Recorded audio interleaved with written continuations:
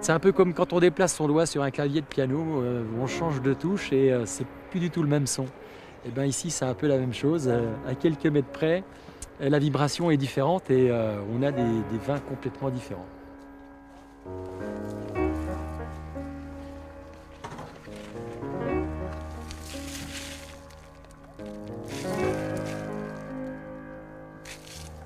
C'est le meilleur diagnostic qu'on puisse observer pour apprécier donc la qualité de la terre, l'aération de nos sols et puis le fait qu'on a un sol qui vit bien, qui fonctionne bien.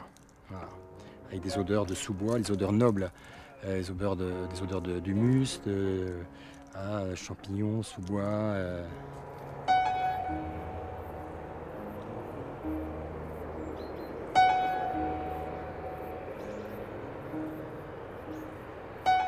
C'est le grand-père de mon grand-père qui a construit cette cave, donc en 1873, ça date un petit peu. Toutes les pierres viennent d'une carrière qui est dans un lieu-dit qui s'appelle la Combe Brûlée, donc sur des calcaires de Prémaux. Donc c'est aussi le terroir qui est là quelque part. Et en même temps, on est sous terre ici, donc un petit peu comme les racines de nos ceps de vigne. Ici, on est à Vaune-Romanée, dans un lieu-dit qui s'appelle la Combe Brûlée. Donc une combe, c'est une petite vallée fermée. Et on a ici des calcaires qui sont assez particuliers, ce qu'on appelle des calcaires à chaille.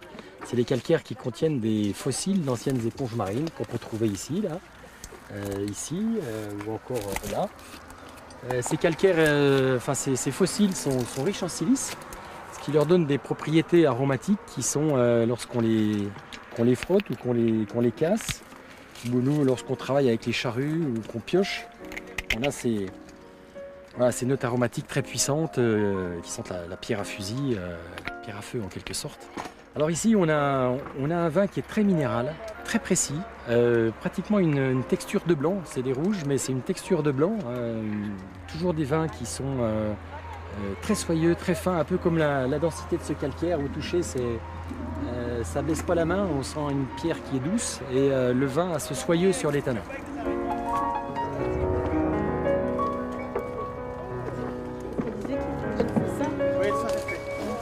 Là aussi.